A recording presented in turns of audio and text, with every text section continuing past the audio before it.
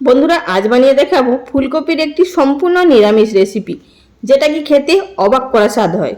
তো চলুন আজকে বেশি কথা না বাড়িয়ে শুরু করা যাক আজকের এই ভিডিওটি। সবার প্রথমে গ্যাস ওভেনের উপরে একটি প্যানের মধ্যে নিয়ে নিচ্ছি পরিমাণ মতো জল।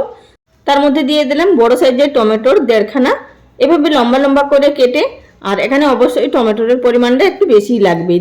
তার সঙ্গে দিলাম এখানে 2টো শুকনো লঙ্কা, 1 ইঞ্চি আদা লম্বা লম্বা করে কেটে, দিয়ে দিলাম 1 টিস্পুন পরিমাণ মৌরি, আর দিলাম 1 টিস্পুন পরিমাণ এখানে গোটা জিরে, আর কিছুটা পরিমাণ দিলাম গোটা গরম মশলা।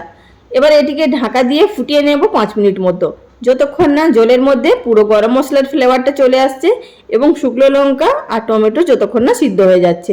তো দেখতেই পাচ্ছেন এখানে খুব সুন্দরভাবে টমেটোগুলো সিদ্ধ হয়ে গেছে। এবার আমরা এগুলোকে ছেঁকে নেব, তবে কিন্তু জলটা আমরা ফেলবো না, জলটা আমরা রান্নার মধ্যে ব্যবহার করব। এই জলের মধ্যেই কিন্তু আসল ফ্লেভার আছে। আর যে এই সমস্ত উপকরণগুলোকে আমরা ছেঁকে নিচ্ছি, এগুলো ঠান্ডা হয়ে যাওয়ার পর মিক্সিতে আমরা পেস্ট করে নেব, একদম সুন্দর ফাইন পেস্ট, জল ছাড়াই কিন্তু পেস্ট আমাদের তৈরি করতে হবে। তো এখন এটিকে আমি সাইডে রেখে নিচ্ছি। আর অবশ্যই কিন্তু আবারও বলে দিচ্ছি, জলটা কিন্তু একদমই ফেলা যাবে না। এবার অপর দিকে গ্যাস ওভেনের উপরে আরও একটি কড়াইয়ের মধ্যে নিয়ে নিয়েছি একটি বড় সাইজের ফুলকপি ডুমো ডুমো করে কেটে, আর নিয়েছি 3টে আলু, সেগুলোকেও মাঝখান দিয়ে আধ ভাগ করে কেটে নিয়েছি। তার মধ্যে দিয়ে দিলাম 1 টিস্পুন পরিমাণ নুন। আর এখানে যদি আমরা হালকা একটু ফুলকপি এবং আলুটাকে ভাপিয়ে নিই, তাহলে কিন্তু ফুলকপির মধ্যে যে গন্ধটা থাকে সেটিও চলে যাবে, আর যদি পোকা থাকে সেটিও চলে যাবে, আর আলুটাও হালকা একটু সিদ্ধ হয়ে যাবে। এখানে মিনিট 3 মতো ভাপিয়ে নেব, তার বেশি কিন্তু ভাপানো যাবে না, তা না হলে কিন্তু ফুলকপিগুলো একদমই গলে যাবে। তো এবার এখানে আমাদের ফুলকপিগুলোকে আলাদা করে ছেঁকে নিতে হবে, আর আলুগুলোকে আলাদা করে ছেঁকে নিতে হবে। তো দুটোকে আলাদা করে রেখে নেব ছেঁকে। সেই আবার একই করেই গ্যাস ওভেনের উপরে বসিয়ে দিলাম। এবার এর মধ্যে দিয়ে দিচ্ছি 2 টেবিল চামচ পরিমাণ মতো সর্ষের তেল। রান্নাটা আমি সর্ষের তেলে করছি, আপনারা চাইলে কিন্তু রিফাইন্ড তেলে বা ঘিতেও করতে পারেন। এবার তেলটা ভালোভাবে গরম হয়ে যাওয়ার পর প্রথমে দিয়ে দিচ্ছি এখানে আলুগুলো, যে ভাপিয়ে রাখা আলুগুলোকে প্রথমে দিয়ে লাল লাল করে ভেজে নেব। এইভাবে আলুটাকে যদি লাল করে ভেজে নেওয়া হয়, তাহলে কিন্তু তরকারির মধ্যে আলুটা খেতেও খুব ভালো টেস্ট হবে এবং আলুটাও খুব তাড়াতাড়ি গলে যাবে ঝোলের মধ্যে দিলে। তো বন্ধুরা এখানে দেখতেই পাচ্ছেন আলুগুলো আমার ভাজা হয়ে গেছে। আর আপনাদেরকে এখানে একটি কথা বলে রাখছি, এই আলু ভাজার পরেই কিন্তু ক্যামেরা বন্ধ হয়ে গেছিল, তার কারণে বাদবাকি ভিডিওটা আমি আপনাদেরকে শ্যুট করে দেখাতে পারিনি, মেমোরি ফুল হয়ে গেছিলো, তাই আমি কিছু ভিডিও ডিলিট করে তো আবার ভিডিওটা শ্যুট করেছি। আর মাঝখানে যেটুকু ভিডিও শ্যুট হয়নি সেটা আপনাদের বলে দিচ্ছি, যে আলুটা লাল করে ভেজে তুলে নিয়েছি এবং সেই তেলের মধ্যে ফুলকপিগুলোকে অ্যাড করেছি। এবার তার মধ্যে আমাদের ফুলকপিটাকেও কিন্তু লাল লাল করে ভেজে নিতে হবে। গ্যাসের ফ্লেম কিন্তু মিডিয়াম টু হাইতে থাকবে, খুব বেশি কিন্তু লো ফ্লেমে ভাজা যাবে না, তা না হলে কিন্তু ফুলকপিগুলো একদম ভাজা হয়ে যাবে। যেহেতু ফুলকপিগুলো ভাপানো হচ্ছে, আর যদি ভাজার সময় যদি বেশি ভাজা হয়ে যায়, তাহলে কিন্তু ঝোলে দিলে একদমই গলে যাবে। সুতরাং এইভাবে মিডিয়াম টু হাই ফ্লেমে শুধু আমাদের কালারটাকে একটু চেঞ্জ করে নিতে হবে ভেজে। তো দেখতেই পাচ্ছেন এখানে হালকা কালার চেঞ্জ হয়ে গেছে। এবার এগুলোকে তেল থেকে তুলে নেব। এছাড়াও বন্ধুরা চ্যানেলে বিভিন্ন ধরনের ফুলকপির রেসিপি আপলোড করা আছে, যেমন পকোড়া, ফুলকপি ঝোল, ঝাল, ফুলকপির চপ, পরোটা। আপনারা চাইলে কিছু রেসিপি দেখে নিতে পারেন, আশা করছি আপনাদের ভালো লাগতে পারে রেসিপিগুলো। তো এখানে সমস্ত ফুলকপিগুলো তেল থেকে তুলে নেওয়ার পর সেই একই তেলের মধ্যে আরও 1 টিস্পুন পরিমাণ মতো তেল এড করে দিলাম। তার মধ্যে ফোড়নে দিয়ে দিচ্ছি 1/2 টিস্পুন পরিমাণ মতো গোটা জিরে, আর দিচ্ছি এখানে একটি শুকনো লঙ্কা আর একটি তেজপাতা।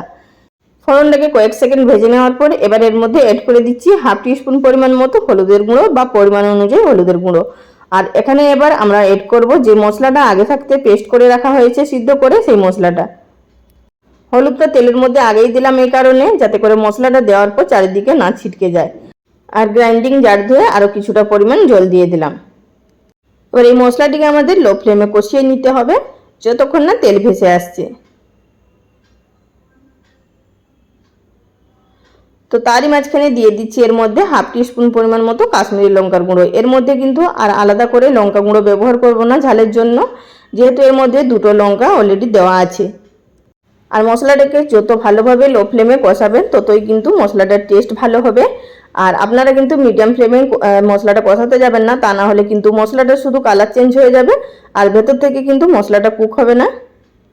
তো এখানে আমি মশলাটাকে আরও মিনিট 2 মতো ঢাকা দিয়ে দিয়ে কষিয়ে নেব।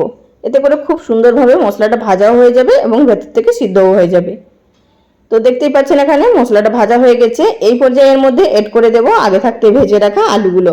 প্রথম অবস্থায় আলুগুলোকে দিয়ে নিচ্ছি, আলুগুলো দিয়ে একটু কষিয়ে তারপরে ঢাকা চাপা দিয়ে এটিকে প্রায় 5 মিনিট মতো সিদ্ধ করে নেব। এতে করে আলুটা খুব ভালোভাবে সিদ্ধ হবে, যেহেতু ফুলকপি অনেকটাই সিদ্ধ হয়ে এসছে। যদি একসাথে দিয়ে দিই আমরা কিন্তু ফুলকপিগুলো ঘেঁটে যাবে। তারই সঙ্গে দিয়ে দিলাম এখানে কিছুটা পরিমাণ নুন। নুনটা দিয়ে দেওয়ার কারণে আলুটা কিন্তু খুব তাড়াতাড়ি সিদ্ধ হবে।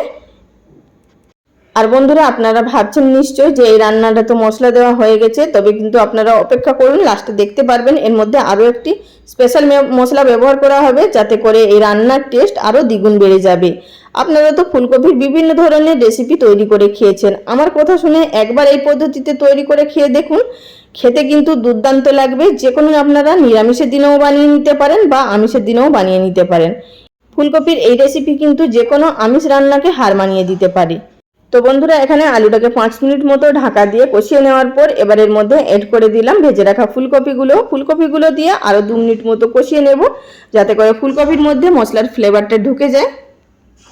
আর বন্ধুরা, আপনারা যদি চ্যানেলে আমার নতুন দর্শক বন্ধু হয়ে থাকেন, ভিডিওটি দেখার পর যদি আপনাদের ভালো লাগে চ্যানেলটি সাবস্ক্রাইব করে নেওয়ার অনুরোধ রইল। পাশে থাকা বেল বাটনটি অবশ্যই প্রেস করে রাখবেন, এতে করে পরবর্তী ভিডিও নোটিফিকেশন সবার আগে পেয়ে যাবেন।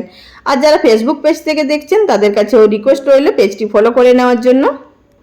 আর যারা ফলো করে রেখেছেন বা সাবস্ক্রাইব করে রেখেছেন তাদেরকে অসংখ্য ধন্যবাদ। তো বন্ধুরা, এখানে ফুলকপিটাও দিয়ে কষিয়ে নেওয়া হয়ে গেছে 2 মিনিট মতো।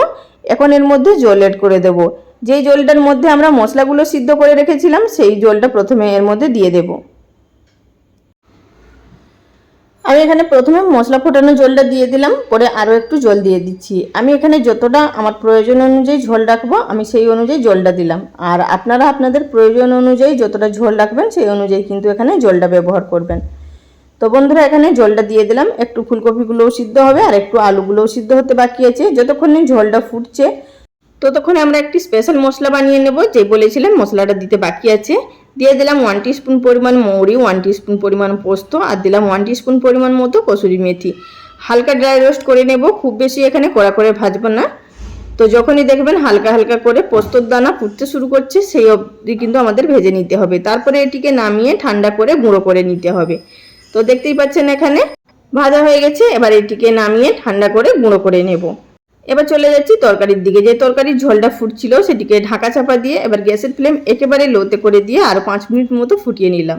তো তার মধ্যে এখানে দেখতেই পাচ্ছেন যে ঝোলটা অনেকটাই ঘন হয়ে গেছে এবং আলু আর ফুলকপি খুব ভালোভাবে সিদ্ধ হয়ে গেছে।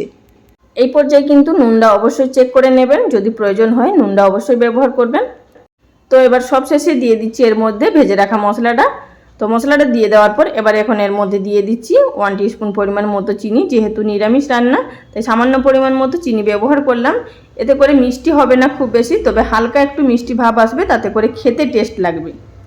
আর আপনাদের যদি ইচ্ছে না হয় সেক্ষেত্রে আপনারা বাদ দিয়ে দিতে পারেন। আর এই রান্নার মধ্যে কিন্তু আলাদা করে ধনেপাতারও ব্যবহার করার কোনো প্রয়োজন নেই। একদমই সাধারণভাবে এই রান্নাটি তৈরি হয়, একটু প্রসেসটা আলাদা কিন্তু খেতে অসাধারণ হয়। বাড়িতে অবশ্যই একবার বানিয়ে দেখবেন। আর বাড়িতে থাকা তো সমস্ত উপকরণ দিয়েই বানিয়ে দেখালাম, আশা করছি আপনাদের ভালো লাগবে। তো এখানে দেখতেই পাচ্ছেন আলুও খুব ভালোভাবে সিদ্ধ হয়ে গেছে আর ফুলকপি তো সিদ্ধ হয়েই গেছে। তো এবার এটিকে বন্ধ করে দিয়ে 10 মিনিট মতো স্ট্যান্ডিং টাইমে ঢাকা দিয়ে রেখে নেব। তারপর এখানে একটি বোলের মধ্যে সার্ভ করে নিয়েছি। তো আজকের রেসিপি কেমন লাগলো অবশ্যই লাইক কমেন্ট করে জানাবেন। আজ এই পর্যন্ত, সবাই ভালো থাকবেন, ধন্যবাদ।